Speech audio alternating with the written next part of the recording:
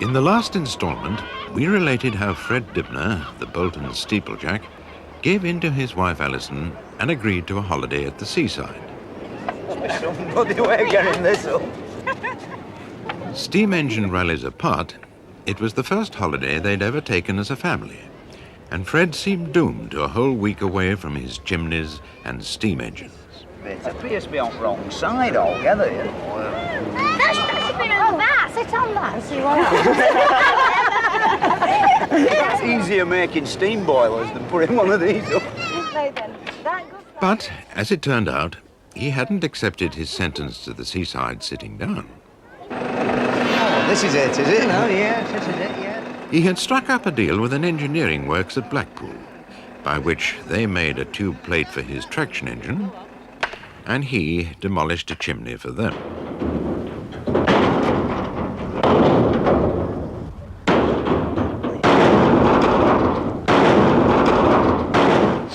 Well, we'll see if it fits, Donald. Huh? Now, he was back home with his present from Blackpool, and able to resume a normal life. Not so bad, that, Donald, considering we only knocked a little chimney down there.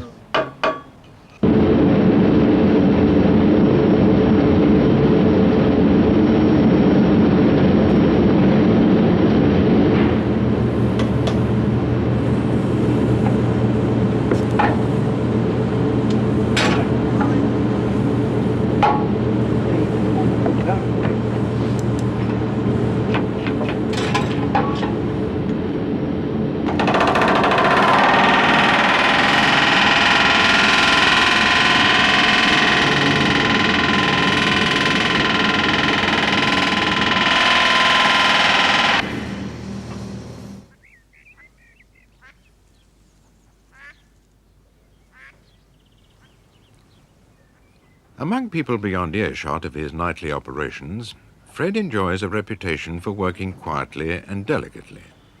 And it was with this in mind that a local authority called him in to consider how the top chunk of an island might be chopped off without shattering the tranquility of their nature reserve.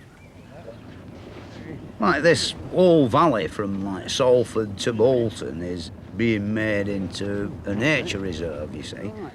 Now, just of late, we've got all these wild fowl here that have short legs and webbed feet, and they can't get on this island because the sides are too steep, and they want it levelling out a bit, you know, so it's like Blackpool, and they can just wander up the beach. This valley were once full of coal mines from Bolton all the way to Salford, you know. There's like one every yard or two, you know, sort of thing.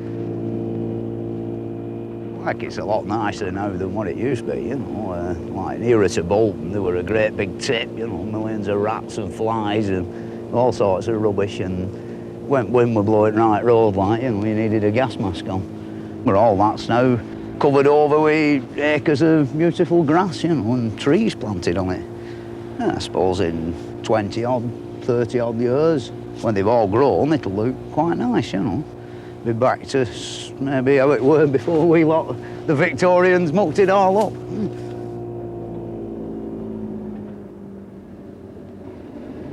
Wait for the bump. Should have a shock absorbers on it. Jump for it. Oh, no brakes in a boat. Nearly fell in.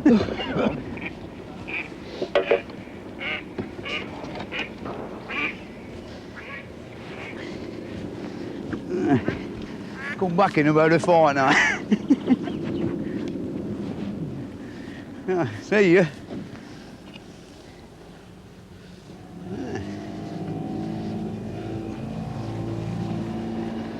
You've not got to fall in, Donald.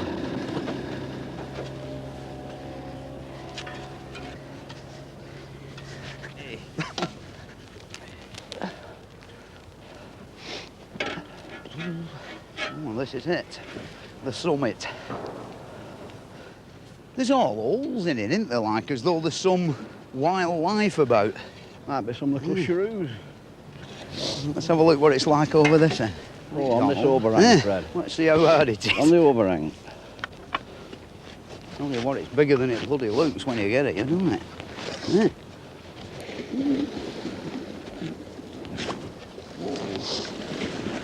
Be all right if it's all like this, eh? What we've got to do is get it from its present 15-foot tall down to about 3 feet or something like that, you know, which, as far as I can see, is going to entail a great deal of digging.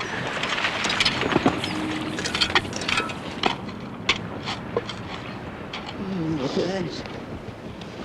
Side of an house here, covered.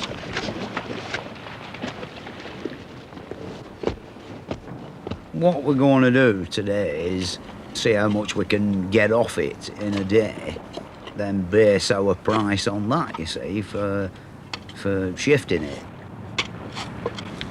The thing is, it will be very simple to blow the thing up, but you've got to think about all the fishes that are in the water and all the wildfowl, you see. They might not like it and decide to move off elsewhere. So it's got to be done silently and quietly, like in the old-fashioned way. What a big lump. Oops, bit of a landslide there. Nearly went with it then. This job's very dangerous, you know. I can't swim. If I fall off this island, you know, I'm going to drown. It's safer up top of a 200-foot factory chimney.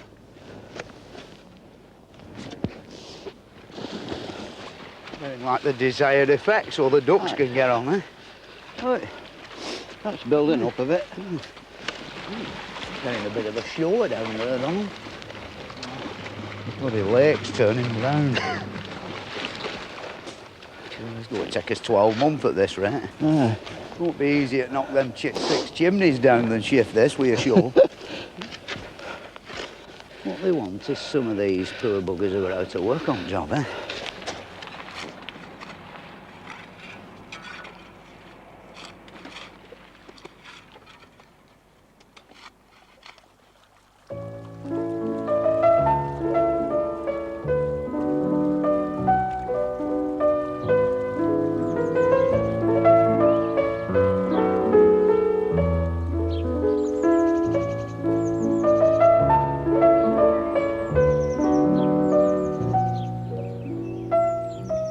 With the coming of spring, the island had passed out of Fred's care.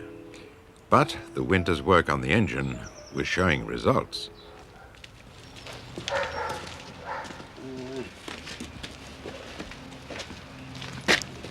Don't mind your fingers inside.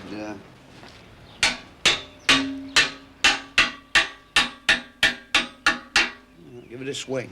See, Right, well, it's... up it fits. It'll be super, that. Well, we've had to do it in a split pattern, you know, but we'll just see if it fits that shape now. Okay. It won't be a perfect fit until, because it'll have to take into consideration the contraction on the steel. It looks nice, though. I'm very pleased with that. And it goes back behind these rivets. Yeah. Oh, now we've got this pattern, you know, we'll be able to get the casting done and get the wheels on. Yeah. If you turn that up, you know, to, you know, nice and straight, and then make a 3.5-inch piece up to about there, like, you know, something like that. Yeah. And then weld it on, stick it back in lathe, let Brian do it, you know. We won't get a good job then. Too clever, that, isn't it? Oh, yeah, very technical. No, without a doubt. Right, give it a whirl. You're right. Yeah.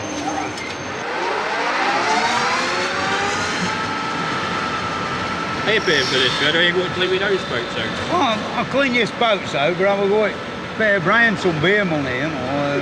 I thought of giving him 40 quid, like, you know. Okay, Brian, let's have your spouts clean. Well, all right then.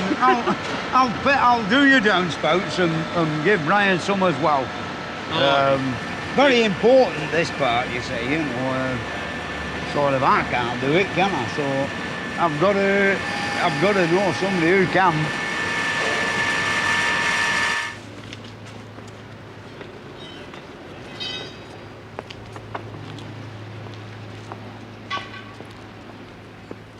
Spring brought Fred another boon, a £4,500 contract that would keep his family and leave a margin for further work on his engine. This particular job is sort of a bit upsetting to me because it's like the last spinning mill in Bolton with a proper chimney, you know, and I'm going to wreck it. All that beautiful fancy work round the top, I've got to take all of that off and lower it down to the ground, you see. And this isn't quite as simple as just knocking bricks off top of a chimney. Here, there's no room at all, you know, and I've got to lower it all down in buckets, about 100 weight at once, you see. You know, I'd very much like to mend it and make it, you know, glorious again for another long period, but really it's redundant. Nobody loves it no more. Nobody wants it anymore, and they've no bloody use for it because, you know, they've only got a toy boiler down at the bottom. You know, when I first started climbing chimneys, there were quite a lot of places on coal. I even had the great pleasure of working on one or two where they actually still shovelled it on by hand, and all the black foul smoke used to come out. But that stuff, you know, it used to come out at top, and all the gutters in the immediate neighbourhood and all the year's lace curtains rotted away. But this blue stuff from the oil makes you cough and splutter worse than capstan full strength. It's a bit like putting your mouth round somebody's exhaust pipe, you know, up there, like, not very nice.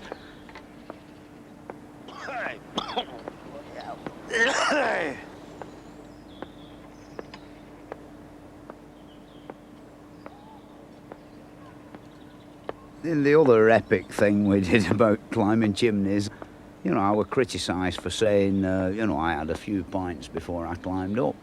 But, you know, I'd like to say that, sort of, you want to try this bloody job sober, you know. Yeah, if I've had a couple of pints of beer, you know, I don't, you know, think I'm King Kong, like, sort of thing. You know, take it that little bit easier, you know, and more cautious. The thing is that once you've got up that first bloody ladder, you've only got to make one wrong move and you're dead. You know, I mean, them boards, there's great gaps in them, you know. I mean, you could put 1 foot through a space and not even fall off, but smash your bloody leg in 2 pieces and then you'd feel a bit of a fool. Well, fire brigade's no good because the ladder's not long enough. Somebody would have to come and rescue you with an helicopter, you know, which is a bit of a, look, you know, we can't have any of that, can we?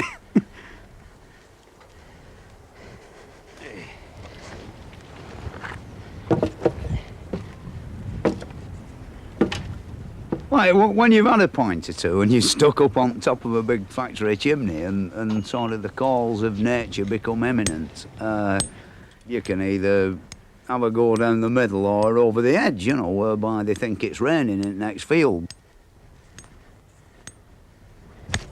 One instance that comes to mind where we had this bucket full of cement water and kept having a go in this.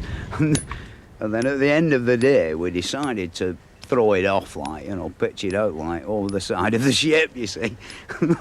There's a bloke at the bottom with a magnificent bright red Alfa Romeo sports car. And when we came down, it was summertime, and all these beautiful red motor cars were covered with white cement urinated spots. You know, all over it, drying very well in the sun, you see.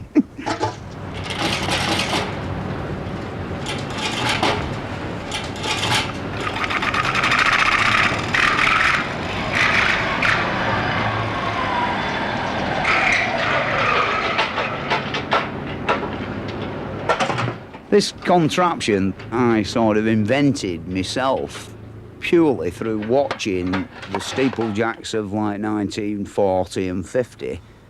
One famous firm from Manchester would arrive and just commandeer a skip out the mill and put 4 ropes, one on each corner, and like they'd literally pull the damn thing up by hand and put as many bricks in as they thought were sort of necessary and then lower it down, you know. And then I saw an improvement on that 2 milk churns on a similar sort of setup that we've got here.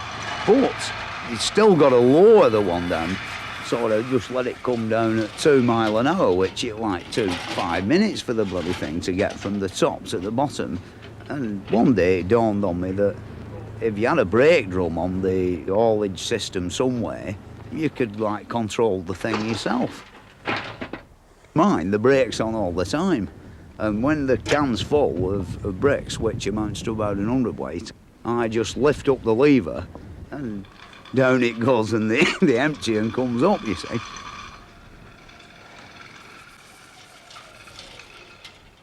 And then Donald down at bottom knocks the catch and out come the bricks, and as long as we can keep it going all day like, we're in business.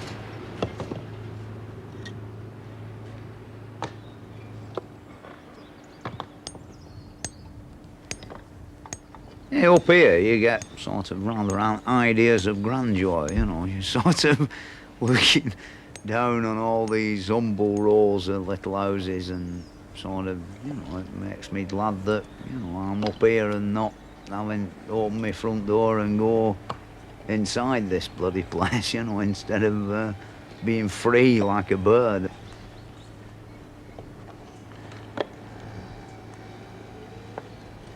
Like, I often think that, you know, my sort of lot or life is, you know, it's more exciting and varied than most people's. You know, they never, you know, sort of have anything exciting, you know, unless they're having a bloody strike or something, you know, sort of. Right, steeplejacking, that's one thing that, you know, that appealed to me, because I think basically I'm lazy, you know, like sort of a job where some days when it rains, I'm quite happy because I can go home and do something on my engine, you see. Whereas if I were tied to a machine in a factory or an office, you know, you'd be, you know, like watching the bloody clock all day. People say, are you not bored knocking all them bricks off? And, well, the answer is, like, no, really, because the job's so reasonably simple that you can sort of carry on doing it, and you've part of your mind's conscious for the safety part of it, and the other part you can let wander away to more pleasant things, you know, like mending steam engines. All right, give us the exhaust pipe, Donald. Should all fit like we had it on before, like. Go on. It's all right, Ben? Yeah. Well, it looks all right, that now, doesn't it, Donald? Okay. It's quite splendid. You know, I said I reckon about 4 years and we'd have the bloody thing on its feet, you know, rolling. I can't see us being licked in any way for finish it off in 2 years. It won't be completely finished, but at least the bloody thing will run. You know, which from when we bought it, if you remember, it'd be a far cry from that, you know, a pile of rust with rude words chalked on the side of it like this engine is buggered. But it's not so buggered now, is it? It looks, you know, it's coming along like. So it looks a lot healthier than it did when we got it 2 years ago. Right, Donald.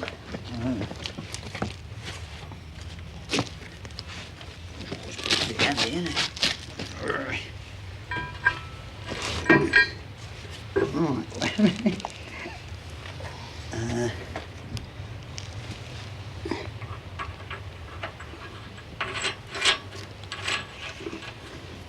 Right, that's one in. Come in. Put 2 to the 4 in and Put it through with an open box.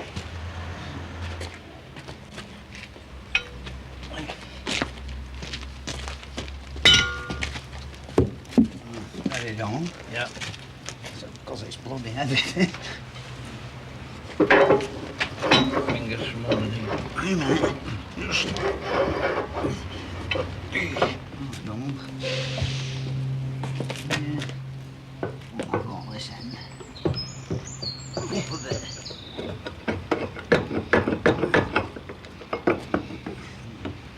Right, it's all right, that Donald, isn't it? I'm very pleased with that.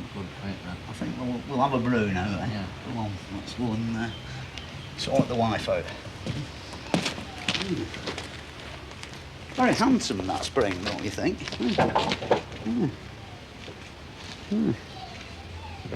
Looks all right, that, doesn't it? Never know it were... We'll leave that in now. It hasn't been made in 1912. Yeah.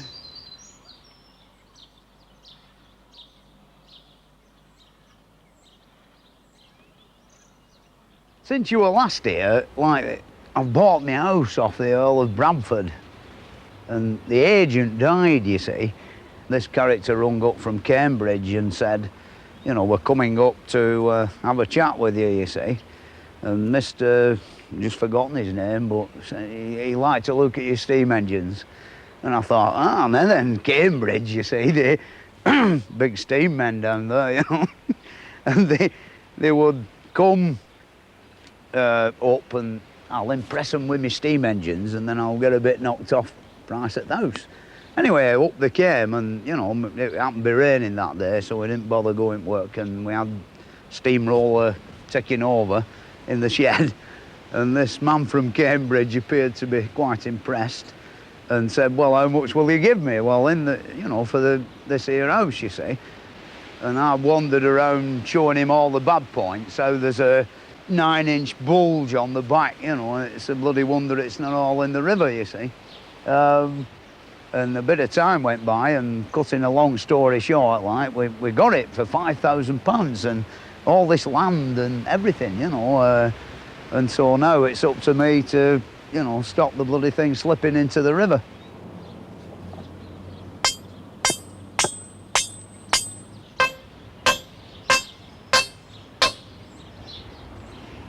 Right, next one, Donald. This will go any road round. Washer's same on both sides.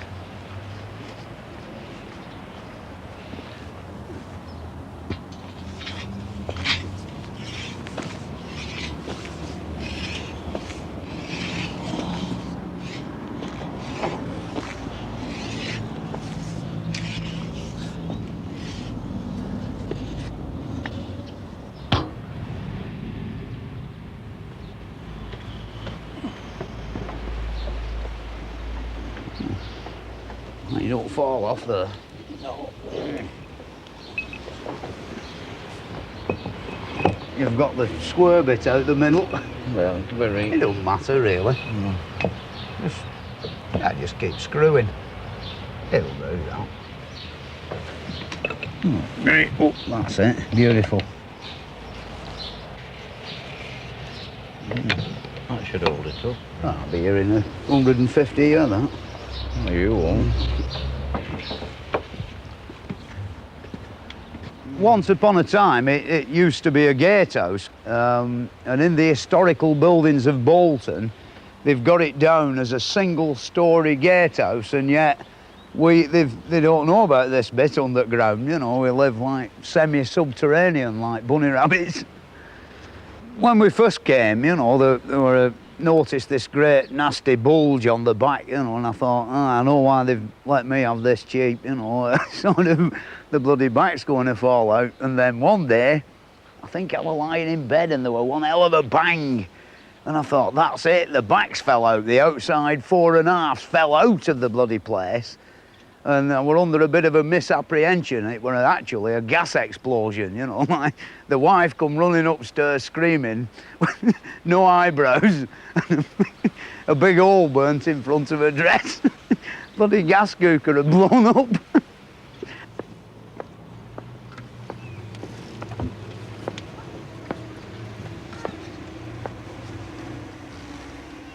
Hitherto, Fred had regarded his domain merely as a shelter for his steam engines and his family. Now he began to feel pride in its possession and its idyllic situation.